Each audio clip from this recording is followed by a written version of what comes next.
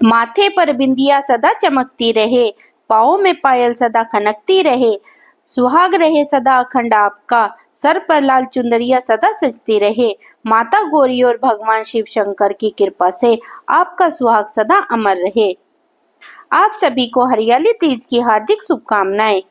श्रावण मास के शुक्ल पक्ष की तृतीया तिथि को मनाई जाने वाली हरियाली तीज नारी शक्ति, सौंदर्य, समर्पण और सौभाग्य का अनुपम पर्व है। यह दिन माता पार्वती का अखंड श्रद्धा और भगवान शिव के प्रति उनकी अद्भुत प्रेम की स्मृति को समर्पित है। और यह केवल एक व्रत ही नहीं बल्कि वह श्रद्धा है जिसमें एक स्त्री अपने पति की दीर्घायु, सुख, समृद्धि और प्रेम पूर्वक जीवन के लिए उपवास रखती है। हरियाली तीज प्रकृति की कोमलता, रिश्तों की मधुरता और भक्ति की गहराई का सुंदर संगम है। आज इस वीडियो में आप सभी जानेंगे हरियाली तीज व्रत की पौराणिक कथा, पूजा विधि और सामग्री के बारे में। साथ ही साल 2025 में हरियाली तीज के शुभ मुहूर्तों के बारे में भी, ताकि आप इस पर्व को शास्त्र समेत और श्रद्धा पूर्वक मना सके। यह वीडियो आपके लिए बहुत ही महत्वपूर्ण होगी, इसलिए वीडियो को अंत तक बहुत ध्यान से देखिएगा और लाइक, शेयर और कमेंट करके इस पारिवारिक संस्कृति को आगे बढ़ाने में आप अपना योगदान भी अवश्य दीजिएगा। इस बार साल 2025 में हरियाली तीज का पर्व 27 जुलाई दिन रविवार को मनाया जाएगा और इस दिन सूर्योदय का समय होगा सुबह 5:59 पर, सूर्यास्त होगा शाम को 7:07 पर, ब्रह्म मुहूर्त सुबह 4:23 से 5:11 तक रहेगा। प्रातःकाल का पूजा का मुहूर्त सुबह 4:37 से 5:40 तक रहेगा। शाम की पूजा का मुहूर्त रहेगा शाम को 7:15 से 8:18 तक। राहु काल दोपहर में 4:30 से शाम 6 बजे तक रहेगा। कुछ जगह पर हरियाली तीज का व्रत उसी दिन रात के समय चंद्रमा की पूजा करके चंद्रमा को अर्घ्य देकर खोल लिया जाता है।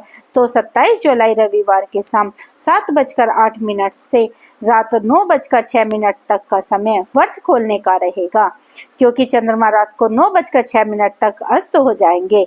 इसलिए सूर्यास्त होने से पहले पहले शाम की पूजा करके व्रत खोल लेना चाहिए। वहीं कुछ जगह पर महिलाएं अगला दिन सुबह सूर्योदय की पहली किरण के साथ ही पूजा करके व्रत खोल लेती हैं। तो आपके यहाँ जैसे भी मान्यता हो उसके अनुसार ही आप इस व्रत को रख सकती हैं और व्रत का पारण भी कर सकती हैं। आइए पूजा विधि के बारे में जानने से पहले सुनते हैं हरियाली तीज की कथा। प्राचीन कथा के अनुसार भगवान शिव ने देवी पार्वती को उनके पूर्व जन्म का स्मरण कराने के लिए तीज की कथा सुनाई थी। भगवान शिव ने कहा, हे पार्वती, तुमने हिमालय पर मुझे वर के रूप में प्राप्त करने के लिए कठिन तप किया था और बहुत नियमों के साथ उपवास भी रखे थे।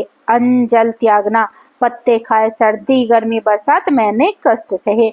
इधर तुम्हारे पिता बहुत दुखी थे। तब एक दिन देव ऋषि नारद तुम्हारे घर पधारे और कहने लगे, मैं श्री विष्णु के कहने पर तुम्हारे घर पधारा हूँ और वह आपकी कन्या से प्रसन्न होकर विवाह करना चाहते हैं। आप अपनी राय बताएं।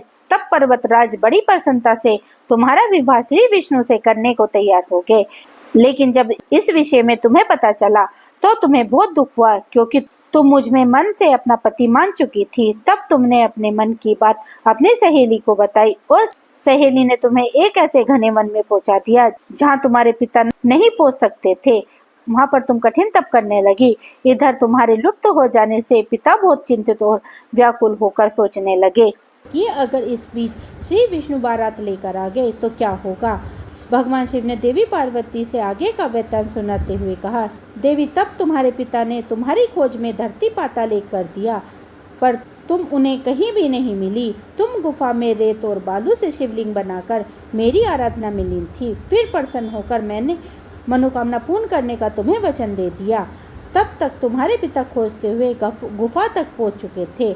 तब तुमने उन्हें बताया कि तुमने अधिकांश जीवन शिव जी के पति के रूप में प्राप्त करने के लिए ही तप में बिता दिया है। आज तप सफल हो रहा है और शिव जी ने तुम्हारा वरण कर लिया है। तुमने अपने पिता को यह भी बताया कि मैं आपके साथ एक ही शर्त पर घर वापस चलूंगी, यदि आप मेरा विवाह शिव जी से करने को तैयार हो। तब पर्वतराज देवी पार्वती की इस हट को देखकर मान गए। बाद में, हे देवी, विधि विधान के साथ हमारा विवाह हो गया। हे पार्वती, तुमने जो कठोर तप किया था उसी के फलस्वरूप हमारा विवाह हो सका। इस व्रत को निष्ठा से करने वाली प्रत्येक स्त्री को मन मानसिक फल मिलता है। उसे तुम्हारे जैसा अचल सुहाग का वरदान प्राप्त होता है। मान्यता है कि सबसे पहले देवी पार्वती ने हरियाली तीज का व्रत रखा था और तभी से हरियाली तीज के व्रत रखने की परंपरा प्रारंभ हो गई है। इस दिन जो भी महिला या कन्या सच्चे मन से पूर्ण श्रद्धा और विश्वास के साथ तीज का व्रत रखती है और कथा का श्रवण करती है, उसकी समस्त मनोकामनाएं भगवान शिव और देवी पार्वती पूर्ण करते हैं। आइए जानते हैं हरियाली तीज की पूजा विधि के बारे में। हरियाली तीज पर निर्जला व्रत रखा जाता है, जैसे करवा चौथ की तरह बहुत कठिन माना जाता है। महिला इस दिन व्रत का संकल्प लेकर माता की चौकी सजाती हैं और खुद भी 16 श्रृंगार करती हैं। कुंवारी कन्याओं को भी इस दिन हरे रंग के वस्त्रों का और आभूषणों का प्रयोग करके अच्छी तरह सज संवर कर तब भगवान शिव और माता पार्वती की पूजा करनी चाहिए। पूजा के दौरान शिव और देवी पार्वती का षोडशोपचार से पूजन किया जाता है, जिसमें हल्दी, कुमकुम, मेहंदी, गंध, पुष्प, नवधाम, माला, चंदन, अक्षत, पान जैसे पूजा सामग्री अर्पित की जाती है। पूजा करने के साथ ही मंत्र जाप किया जाता है, कथा श्रवण की जाती है और सबसे अंत में आरती उतारने के बाद नवदा अर्पित किया जाता है। इस दिन महिलाएं लोकगीत गाकर झूला झूलकर खुशियां मनाती हैं। पूरे दिन उपवास रखा जाता है, जिसकी सार्थकता निर्जल रखने की ना हो वे इस व्रत में जल, फल और दूध का सेवन भी कर सकती है। शाम को व्रत की कथा सुनने के बाद ही महिला माँ गौरी को अपने पति की दीर्घायु की कामना करती हैं। कुंवारी कन्याएं भगवान शिव से मनचाहे जीवन साथी की कामना करती हैं और फिर एक बार फिर से विधि विधान से पूजा करके कथा का श्रवण या पठन करती हैं।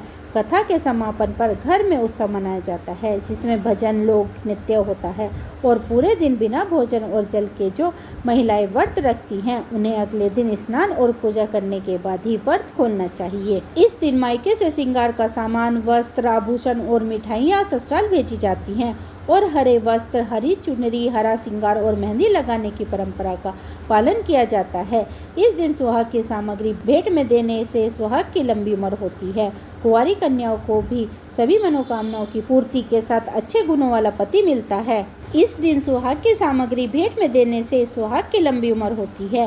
कुंवारी कन्याओं सभी मनोकामनाओं की पूर्ति के साथ अच्छे गुणों वाला पति मिलता है। तो इस प्रकार से हरियाली तीज की पूजा की जाती है। ध्यान रखें, किसी भी व्रत के करते समय मन में श्रद्धा अवश्य हो और उस दिन आप अपनी सामर्थ्य के अनुसार कुछ न कुछ दान किसी योग्य व्यक्ति को दे। योग्य व्यक्ति को दिया गया दान सफल माना जाता है। अयोग्य व्यक्ति को दिया गया दान से अब तक किए गए सभी दान पुण्य नष्ट हो सकते हैं, इसलिए आप इस बात का भी विशेष ध्यान रखें। मां पार्वती को श्रृंगार की सभी सामग्री अर्पित करने के साथ सिंदूर भी अवश्य लगाएं। सुहागिन महिला इस सिंदूर को अपनी मांग में भी भरे और माता पार्वती से अपने परिवार की सुख समृद्धि और पति की दीर्घायु के लिए कामना करे। तो यह थी आज की वीडियो। अगर वीडियो अच्छी लगी हो तो वीडियो को लाइक जरूर कीजिएगा। पूरी वीडियो देखने के लिए धन्यवाद।